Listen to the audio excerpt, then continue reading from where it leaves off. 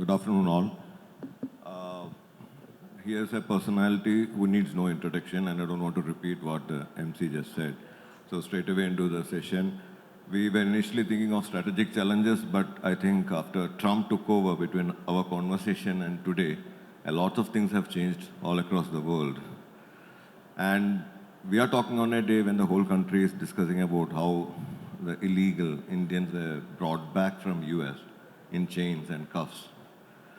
So if you were the NSA today, what would have been your advice to the government? I think it's difficult to advise Trump or the US administration. So the answer to that would be there's no point in trying to advise the present US administration. I mean, the successive US administrations display different characteristics. I would take President Biden, for instance. He is shown as lackluster. Was not very highly regarded, particularly in the latter half of his term. But he was a balanced politician. And as perhaps the leading country, number one country in the world, you want a leader who shows those characteristics, not a President Trump, who is as, what should I say, impossible to discern than anybody else. So if you ask me, I think that India should protest. That's a normal thing that you can do. If you have a good relationship at different levels, you can use those channels to do that. But today, I think, when the first month or first 2 months of the Trump administration, there's nothing that you can do better than grin and bear it. But should India react differently? Because we, like even the smaller countries, we didn't protest when the Indians were brought in chains. Some countries refused the planes to land. Let me tell you, the most potent protests are done not in public. What is said in public is for the public image of a country. There are a lot of lines of communication between governments. And since I've been there for a long time, you manage those lines depending on the nature of the government, the nature of the person that you dealt with.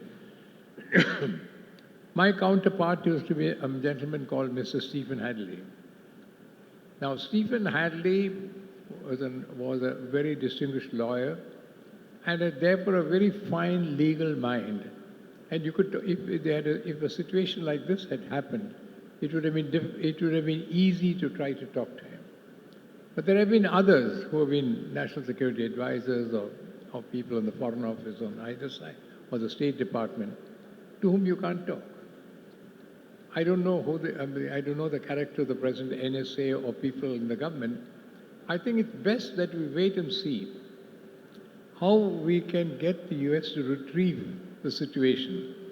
And, well, all foreign policy is quality of give and take. Get some benefit from rather foolish and I think a terrible action that the United States has taken. Yeah, so the point that Sir made is that, the way I have understood it is if you have a counterpart there with whom you could discuss these things, and today such a thing doesn't exist, is it? Is it the point you made now? Between US, the NSA discussions, when you were there, your counterpart and you had a communication line. No, of course. I also had the benefit at that time of a president who was particularly pro-India. George Bush was committed to helping India. I think he believed that India is a nation whose destiny he would help to build, etc. A very far cry from what Trump is like. And while Trump says many things, he doesn't mean most of what he says. What he says, he doesn't mean what he means, he doesn't say. So I think it's in a much more difficult situation today than what it was a few years ago or even a year ago when Biden was there. Going forward, do you think India should also redefine its relation with US? Because the first wave of illegal immigrants have been brought back. There are likely to be more measures that would affect Indian job seekers there. For example, the nativity law, which has come there. So is the government sitting quietly or should they be taking this up at this appropriate level, the Indian government? If India is as important as is made out, Gautam, I think it is possible to whip up public sentiment across the globe against this very atrocious behavior of the United States. I mean, merely appealing to Trump or members of the administration who have no voice of their own and are there only because they are beholden to Trump in one form or the other. So I would rather wait. I would go build up support in the court of public opinion worldwide and make the United States understand that what may be good business in the backwards of the United States is not part of international policy. So you think this is a wait and watch strategy that is being adopted right now? Well, not wait and watch. I think you should build up public opinion worldwide.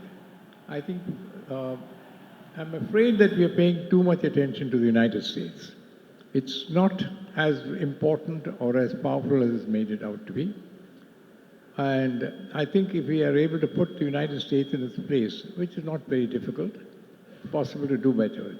But unfortunately, this situation has happened when India's foreign policy in itself is a bit of fog, in the sense that we don't have many friends in South Asia.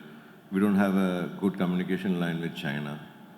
After the Ukrainian war, we have not taken a clear stand. The Gaza issue, we were not defined our stand. So do you think the current Indian government will be able to mobilize such a global opinion against America? The reputation of India is not dependent on the government at the moment. I mean, it's amazing. I think many of the members of the audience would have probably lived in the United States, lived across the world, or would at least have members of their family.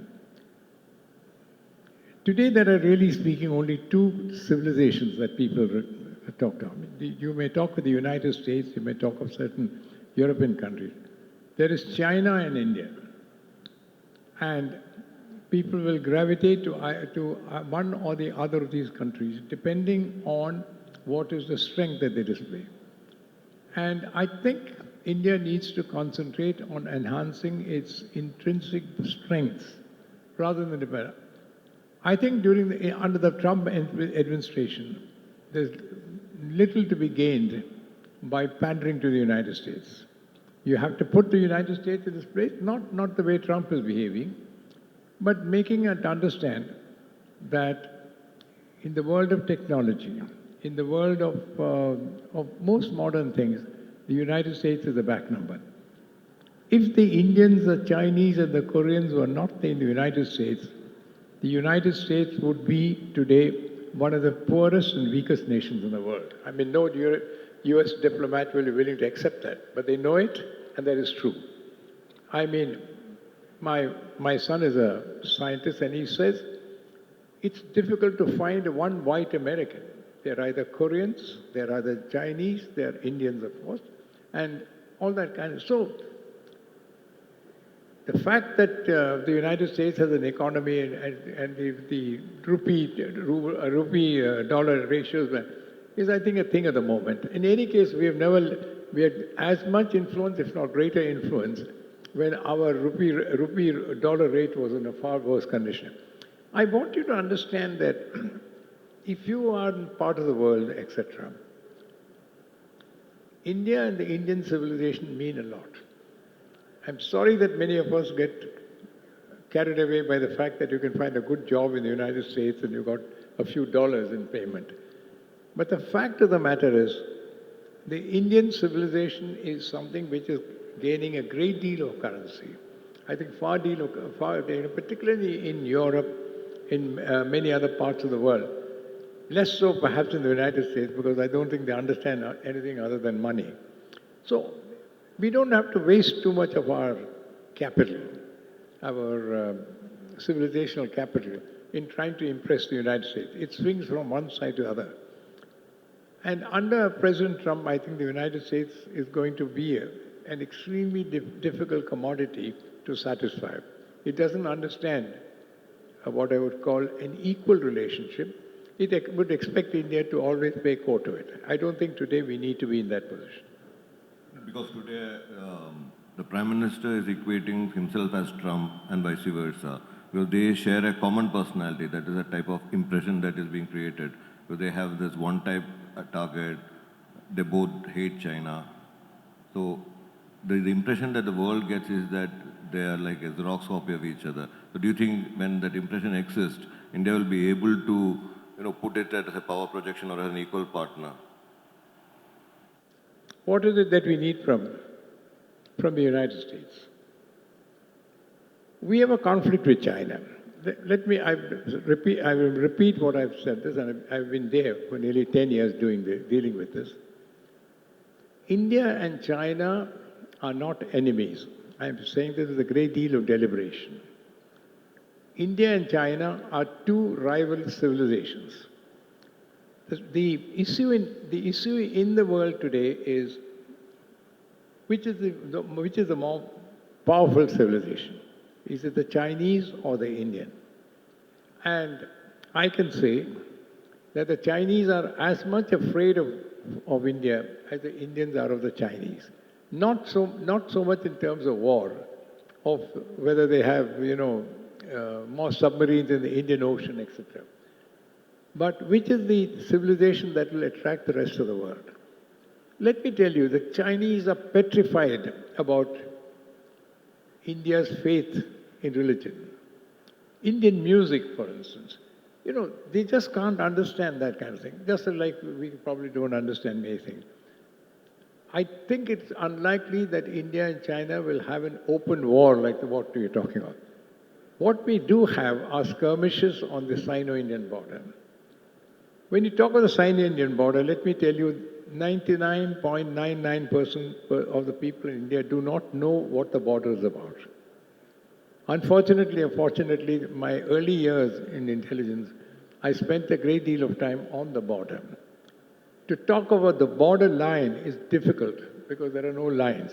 The Chinese are adept at making maps. They made all kinds of maps, some false, some true. And when I was for 6 years the special representative for border talks, my counterpart would produce a map for every dynasty the Chinese had. But he himself would implicitly agree that these maps are as true or as false as anyone would like to. So, we should not get obsessed with the fear that India and China will be in conflict and that we will need the United States to support us. I do not believe that the United States will help India in any war in any case. They won't fight a war on behalf of India. Yes, if they are in a war, they would expect India to support them. But I do think, I do not know Xi Jinping, but I've met some of the other Chinese leaders. I don't think they are looking for a war. What they're looking for is we are the number one civilization and India must accept this fact. You can be number two. So I think we need to build on that. And I think that the economy, our capacity in technology, and more than anything else, I don't know whether this is an agnostic or not. I think our faith in religion is something that we need to build because the Chinese don't understand. The Falun Gong, you mentioned the word Falun Gong, the Chinese get petrified. I took once one of my counterparts to Kerala. Yes, I'm sorry, we are in Kerala today. Kerala. On a Sunday, I took him to Ernakulam, Cochin, Ernakulam, when everybody is going to church, and he couldn't understand. And he said, "You're allowing these people to walk around like this. There are women all dressed in white, men, miles and miles of people going to various churches across." They don't understand. They're entirely different in civilization, like many things we don't understand. So I think we should not overplay the Chinese, right? I think we are sufficiently strong to defend ourselves. We should not provoke a war with China. I am not a great advocate of Quad because I think we have no interest in the Pacific. We don't want to side with A, B, or C to support what's happening in the Pacific. So the short answer to the question, I'm not saying this is the total answer, is that it may not be necessary for us to keep preparing for a war with China in the manner the United States wants us to do. We may have problems with China. We can deal with it separately. And China knows well that if they want to be the number one power in the world in 2035, a war with China will put them back by at least 50 years. So more than anything else, that is what we should keep in mind. But India should not be provocative. Yeah. But still they continue to provoke India, whether in association with Maldives or Sri Lanka or the strategic build-up they do of Andaman. You don't think we are also provoking them? We are provoking them. So that's all part of politics, of foreign policy, I would say. But recently, the China made certain initiatives by even trying to be friendly with Palestine. Sorry? With Palestine, the Chinese recent initiative reaching out to Palestine. So do you think that is against, or that they're also trying to extend their diplomatic reach in the West Asian area, which they may not have done in the past? Manoj, I would never expect that question from you. India is far more influential in the Middle East than the Chinese can ever hope to be. I mean, the Middle East has been built in many ways by most people who are present in this room. The Chinese are trying to build bridges. Indians, unfortunately, I think over the last 20, 30 years, have burnt many of the bridges that already existed. The whole of the economy of the Middle East has been done by Malayalis more than anybody else, I would say. And what we need to do is to believe in our intrinsic strength. Believe in the fact that we and the Muslims of the Middle East are part and parcel of the same civilization in many ways. The Chinese are not part of that. You're looking only at a sliver of the foreign policy alliance that you're talking of.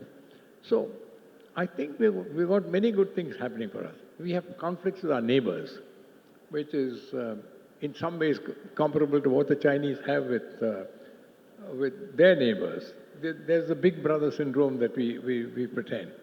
Our treatment of many of our neighbors are certain. I've been part of it. I'm part of the guilty group who is responsible for that. But I do think that we also sometimes behave like big brothers, and that causes a problem. Yes, with Pakistan there is a perennial conflict, but Afghanistan was a very close friend of ours. I don't know how we were thrown that away. Part of the Near East also was that. So I don't think we need to look at the India-neighbor friendship from the point of view of a long-term past and an even more longer-term future.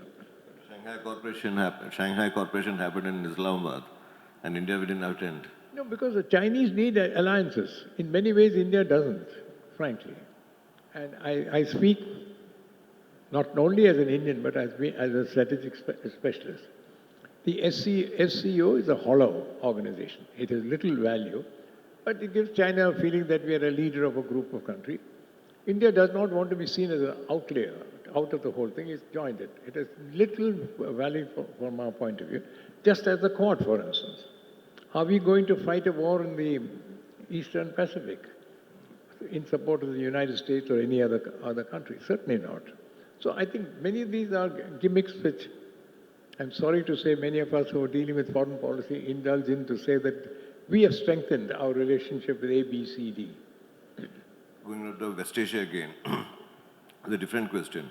With the fall of Syria and the al-Bashar Assad, do you think, and the certain changes that are happening across, is there a possibility or is there a reason for us to believe that the global jihad is slowly dying? The jihad movement, whether it is with ISIs and others, because Syria is a different country seeking to be accepted by other countries. So do you think the global jihad is dying? The global jihad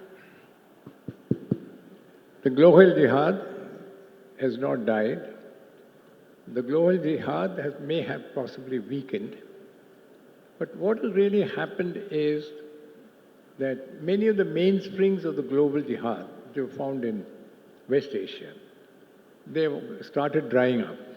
Many of them are becoming much more insular, looking at what their economic fortunes can be like. So whether it is the ISIS or the Al-Qaeda, they remain. And they will continue to remain for quite some time. But if you're looking at the period 2001 to 2010, it is much weaker, but it has not died, it will not die for a long time. What we really require is better policies to deal with it, better understanding of situations, and more than anything else, give an impression that we are not isolating some groups and endorsing some others. To talk of global jihad as a Muslim versus the rest kind of policy, I think is fundamentally wrong. Yes. So we can't connect it like that because the jihad movement is spreading. Is that what you said? Everybody thinks of this only from 2001 because because of the attack in the United States. And the conflict has been on for a long time. There is the conflict because the Islamic civilization was over the period dying down. There were certain actions that were taken which have triggered various other reactions. But to extrapolate that from incidents of this kind to a major global jihad, I mean, the theory of global jihad no longer exists because there is nobody leading the global. I mean, you require a messianic leader or a messianic theorist who can lead a global jihad. There will be attacks, there will be problems of this kind, but the fear that we are up against an international enemy with a religious connotation, I think is far-fetched. Even the Europe seems to be confused with the influx of migrants after the developments in the 2000s and 2010. The character of European countries are even changing. So the native Europeans are saying that a lot of people have to go out, and that policy could also be of interest to India, which we need to monitor closely. Do you have a view on that, sir? Because, say, for example, Germany, they have had enough. They said France, the changes happening in France. Yeah, what is the question? The question is that when they allowed immigrants, the basic European character of many countries are changing. So now there is a churn that is happening there. So isn't that against the Indians working there also? Because they may want only their civilization, their people to work. No, they're equally worried about the Indians, Yeah. The Indians are smarter, they're more hardworking, etc. No, this is the character of what are called civilizations. In many ways, the West has declined, whereas many countries across the world. But there is an image of greater freedom, greater opportunity which exists. And wherever that exists, more and more people gravitate towards that. For instance, look at the thousands and thousands of Indians who go to the United States. In terms of money, maybe in terms of dollars they get money, but I think they live in much more difficult conditions. So there is the promise of the Holy Grail, a kind of holy land where everything is milk and honey. I think it's changing. I don't think it's happening to the extent and what is made out of it. But as European populations decline, because their numbers are declining, the influx of migrants creates a fear that they will take on to them. The problem is that many of them are Indians who are willing to do lesser jobs at lower prices. And that is it's really an economic determinism rather than, I would call, a civilization requirement. So we are talking after the elections in Kashmir and a democratically elected government taking over there. So why do you see the future of that movement is, in the sense that is Kashmir, peace returning to Kashmir forever following the elections? Yeah, The Kashmir elections, and there's a democratically elected government in power there now. Yeah. So do you think the Pakistan interest will end slowly and there'll be permanent peace in Kashmir? No, every Pakistani believes, I think, modern or not so modern, that Kashmir was snatched away from Pakistan too. This is like the fear that all of us have about various things. I come from Malabar. I mean, we are in Malabar, yeah. We always think that the people from Travancore took away all the best parts of ours. I mean, those are perennial problems. Kashmir is seen by many people in Pakistan as essentially a part of Pakistan. And maybe, if you looked at it without any,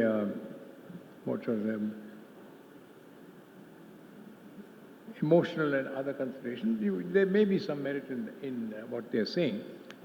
But I think this is a good bogey to keep up, for the Pakistani. Tell them, that Kashmir belonged to Pakistan, India took it away, so you keep up the general hatred of India alive in the minds of the Pakistanis. I think it may take a few more generations before that dies down. I think an India-Pakistan war over Kashmir is something you can forget. That's over. That era is gone. There'll be maybe conflicts between India and Pakistan in many other regions, but over Kashmir, I think there's no longer any scope. There will not be no war again over Kashmir. On the issue of Kashmir. On the issue of Kashmir. On the Kashmir. So that, I don't think there's any scope for that. but the senior ministers like Amit Shah or even Rajnath Singh, they keep repeating that we'll go and take POK back from them. They have reiterated that many times. Who wants POK other than a few politicians, really? No, I don't know, there may be some politicians in the audience, but politicians have to find some kind of... But that's an election rhetoric. They take up that slogan every time there's an election. It's like everybody says, the North Indian says that the South Indians have taken away all their jobs. If you're in Tamil Nadu, they'll say that the Malayalis and the Kannadigas and the Andhras are taking... So the bogies are there, concerns are there, but I don't know, the Home Minister, I'm worried about the Home Minister. If I say something different from what he said, I don't think the POK is an issue at all, and we don't want POK. Why do you say that? Huh? They say that it's part of India. See, no, if you When really, you say emphatically that we don't want POK. if you really look at it, the culture in the Punjab, lots of culture in parts of Kashmir, etc., is so fundamentally different from our culture. Why are we part of India? Or why are they part of India? Or why are we part of them? POK, yes, if you're a Punjabi, there are a lot of commonalities. And most North Indians, I think there must be quite a few here, particularly of my generation, thought Lahore was the world's most wonderful city. And they've fed it to their children and their grandchildren. So these are things that... So for many of my generation, Madras was the center of the universe for many people. I've never recognized Trivandrum, I must say. I don't see Trivandrum as a part of the Malayali thing that I believed in. So these are things that go on. I mean, for a political reason, you may be willing to go to war over POK, but I don't think it's really a realistic situation. It's good to raise it from time to time. Particularly those who are in the Punjab find a way to sort of thing. It also raises the thing of many of the Kashmiris for the same reason. So there are issues which have good political reverberations, but are not necessarily policy issues.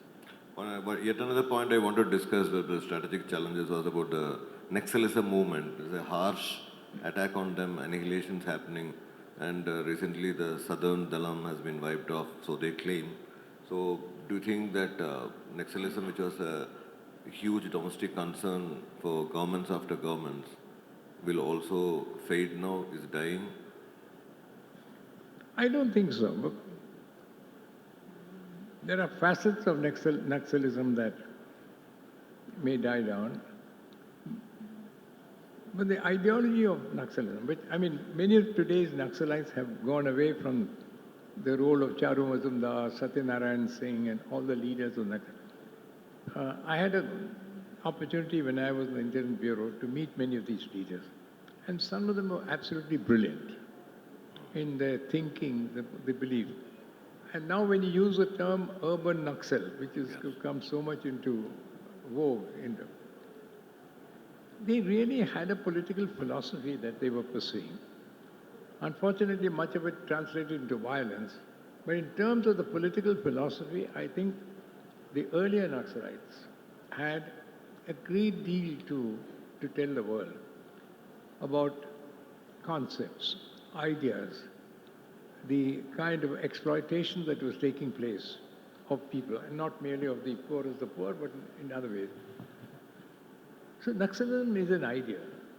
It's not, I mean, there are, of course, particularly in places like in Madhya Pradesh and parts of Bihar, it finally translated into pure violence, and that had to be stamped out. But I do believe that the idea or the theory of Naxalism will survive.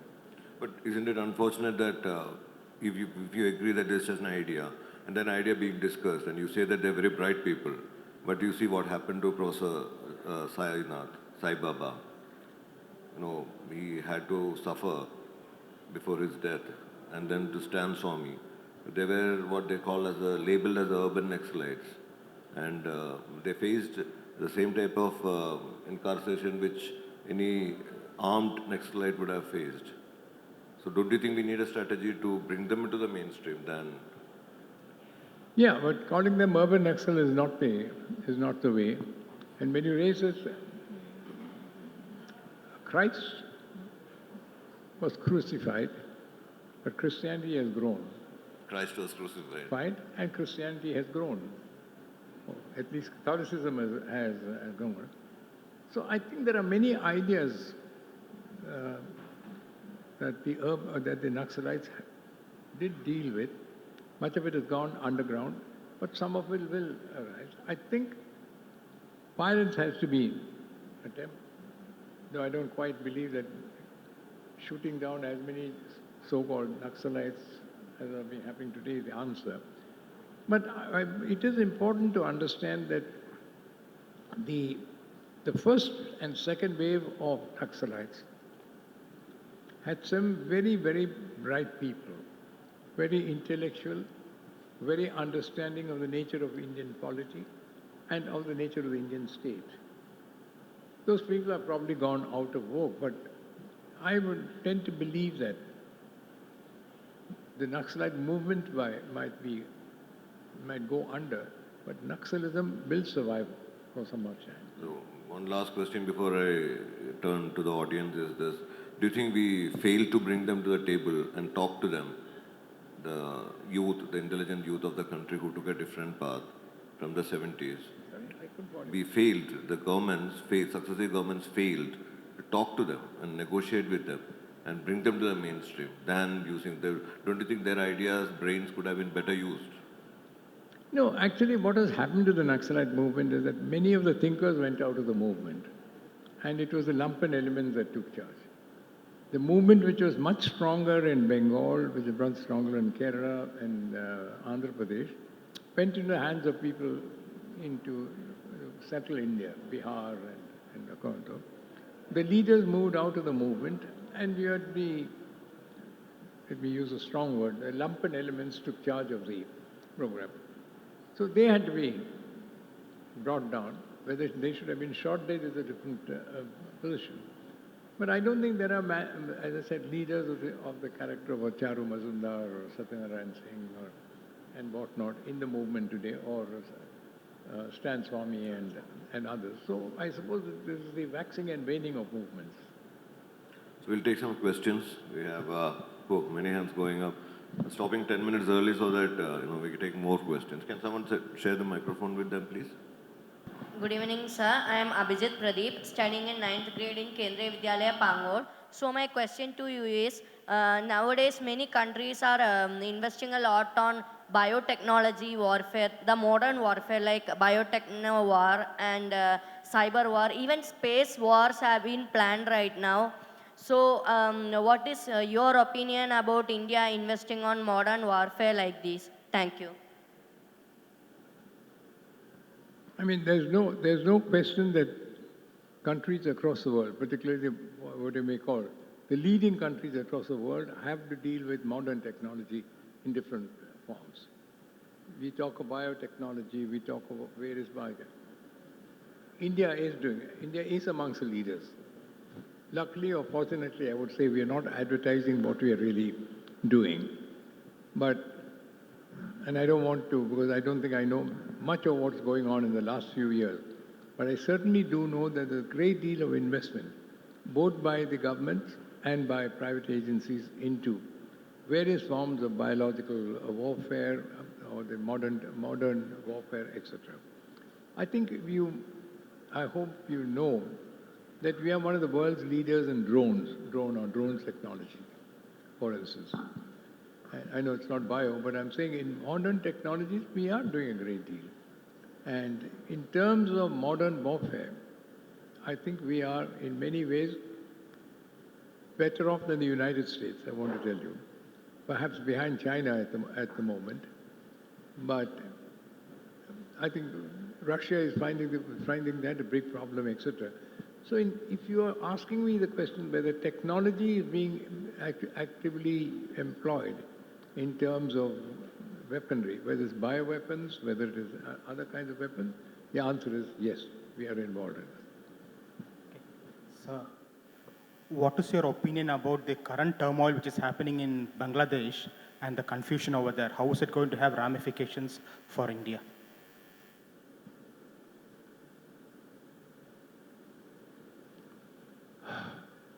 Bangladesh is very close to my heart because I was involved in what took place.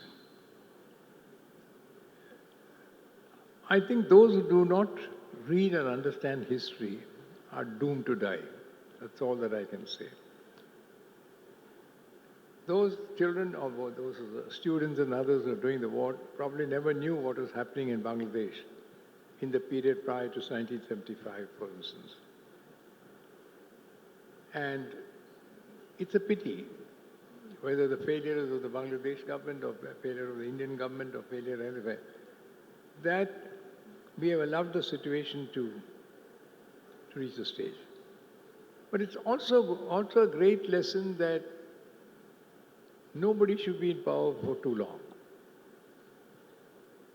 I personally know Sheikh Hasina. And Sheikh Hasina was by no means a dictator to begin with. But if you get elected time and again, then probably you manipulate elections and then you continue in power, then you need to hold on to power. And you then commit a whole lot of what I would call unworthy acts, if I might say so. And then the people turn against you. But what's happening? Smashing up all image of Bangabandhu. Bangabandhu was killed also when he was there. I think it's a good way to remember that however high you are, you must remain in touch with the masses. So I think the loss or the situation in Bangladesh is a great loss to us because I think it will impact in some way not merely the security of India, but I dare say to some extent will create a divide in many ways on religious lines further, what's taking place. And I don't think we are helping very much in if I might say, pouring oil on troubled waters in that area. But the short answer to your question is, this is something that should not have happened. It's a pity that we did not see it happen, that we could not advise Sheikh Hasina, who is very well friendly to India, that you better correct your ways. So that's They didn't see it coming. Eh? They didn't see it coming. India should have seen it coming. I mean, maybe it didn't. Good afternoon, sir. Well, looking at the USA has been known to exercise their neo-imperialism through institutions such as the IMF and the World Bank over the global South. And considering that their new president, President Trump, has made very American economy-centric decisions as of now, how does India have the leverage to counteract these pressures? What is the question? The USA has been known to, basically make near-imperialistic approaches to economies in the global South through IMF and World Bank. And now that President Trump has come into power, he has also made very American economy-centric decisions. So does India have the leverage to counteract these decisions and these pressures? No, I'm not a great expert on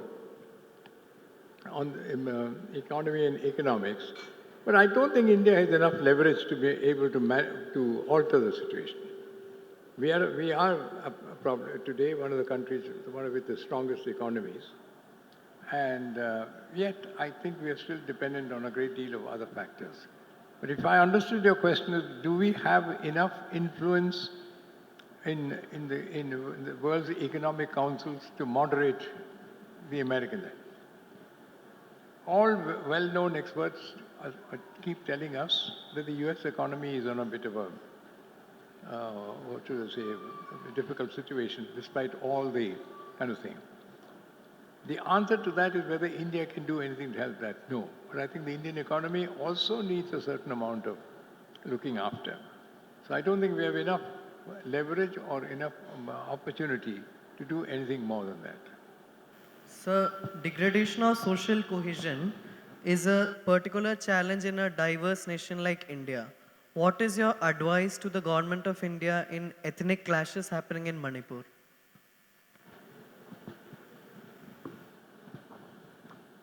If I had the answer to that, I will become the Chief Minister of Manipur. I think Manipur is a very difficult state to govern in any case. It has been the metanoia of many governments, not only in the Northeast, but even in Delhi. There is a perennial conflict between the Meiteis and the Kukis. It's really a question of managing that, rather than there are no policies that you can really talk about. Essentially, I think maintaining peace in Manipur is a major intelligence task. Because once a thing goes out of conflict, out of hand, it becomes a major conflict. So I think what has taken place in Manipur is, I would say, a failure of intelligence, both state and central intelligence,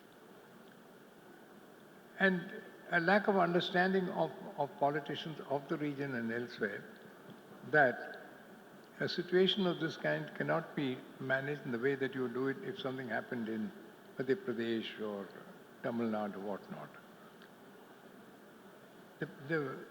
We are lucky that what has happened in Manipur has not spread to the other parts of the Northeast, because the conflict between communities there are strong, they're well entrenched, and they have the potential to, like a prairie fire, to start off and when difficult to contain after that. I do firmly believe that the Chief Minister there is also to blame to a large extent. And of course, if I had anything to do with the situation, I would ensure that Biren Singh is not the Chief Minister there. Because the people in the Northeast generally identify very strongly with whoever is in power. And that has been my experience in the 40 or 50 years that I've been dealing with the subject. But it's important that we get an answer, apart from the loss of human lives, because what could happen in Manipur can happen in many parts of the Northeast, because the divide is strong between different tribes, different communities, etc. What happened in Bangladesh is considered a major diplomatic and intelligence failure of India. It is said by some people like Subramanian Swamy. What happened in Bangladesh is considered a major diplomatic and intelligence failure of India, despite we have a very experienced... I didn't say that, you said it. Huh? You said it.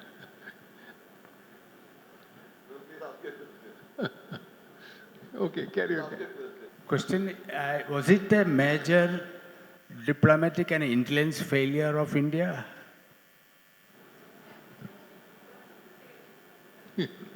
I'm trying to avoid an answer to that. No, you may call it when I was head of intelligence and whatnot, we had several failures. There are failures. But it does not greatly help to talk about that kind of thing. I would say that we did not see it coming adequately. What is happening there was fairly obvious. But whether it would take on this dimension was probably not was a mistake.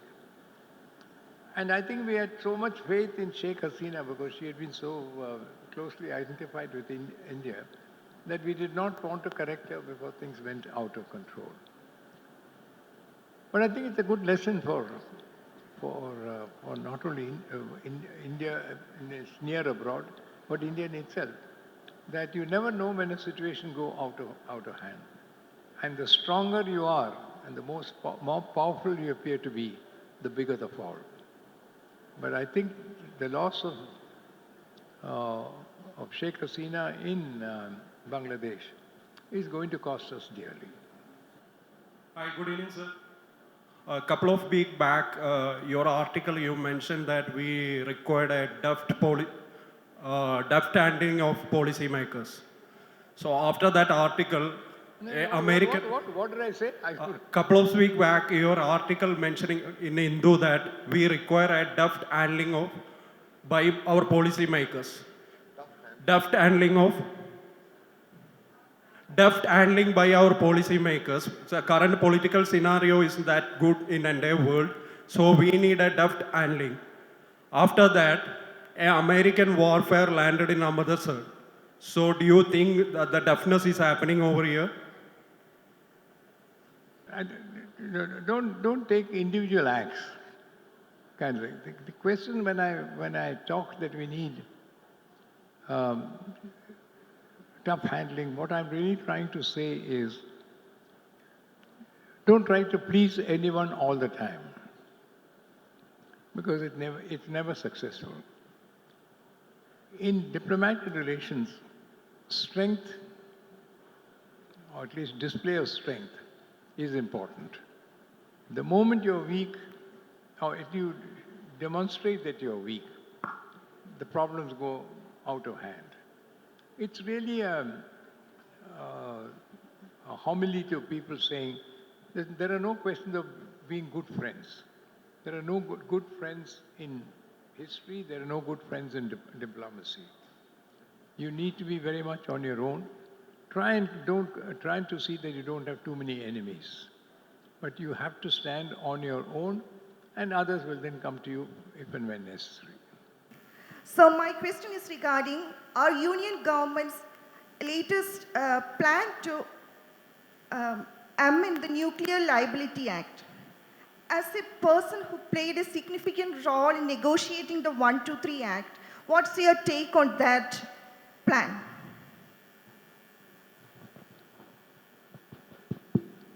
I think we succeeded in getting the nuclear what do you call in the Indo-US nuclear deal largely on the basis of 3 or 4 factors. One was that we had a president in the United States, Mr. George Bush, and we had a Prime Minister in India, Mr. Manmohan Singh, who struck a remarkable relationship amongst themselves. And whenever an issue came up, George Bush would say, does Manmohan Singh feel the same way? And if that is so, he would ride roughshod over his own State Department or Department of Energy, etc. 2, I think we did not demonstrate any weakness, nor at the other end did we try to be extremely tough. The nuclear establishment, we have a remarkable nuclear establishment who, despite all the sanctions that were heaped on them after the 1974 Pokhran test, made remarkable progress, and despite all the sanctions that were declared, all that they performed. There were parts of the government there at the time who were willing to say that we should concede a lot to the Americans so that we would get a deal. we managed to sort of get together and despite the concatenation of circumstances, arrived at a deal. In return, the Americans expected that there would be a whole new sort of nuclear commerce coming up. And I think many of them are hoping for several millions or billions of dollars to come into place. Unfortunately, two or three things happened. They brought in a nuclear sort of liability law. The Fukushima happened in Japan, and all those plans went awry. The nuclear liability law made it extremely difficult for private agencies to operate. And therefore, as a result of that, we did not get a single new nuclear plant in India because nobody from abroad was willing to sell. Amending the nuclear liability law will open the opportunities for much more nuclear commerce. More so, we don't need the big nuclear plants today. There are many smaller nuclear plants available. And I think it's going to be, because I do honestly believe that nuclear is going to be the answer to our energy needs, far more so than solar or wind or other energy sources. I think the time is, and our time is over now. We need to conclude the session. So thank you very much for being here, accepting our invite, and traveling all the way from Calcutta to Chennai and here. So from the group of Mathrubhumi, bottom of our hearts, thank you very much. Thank you very much, sir. Invaluable conversation with a diplomat and a strategist par excellence. Now I invite Manoj, sir, to kindly present the token of love and gratitude from Mathrubhumi to Padma Shri M. K. Narayanan, sir.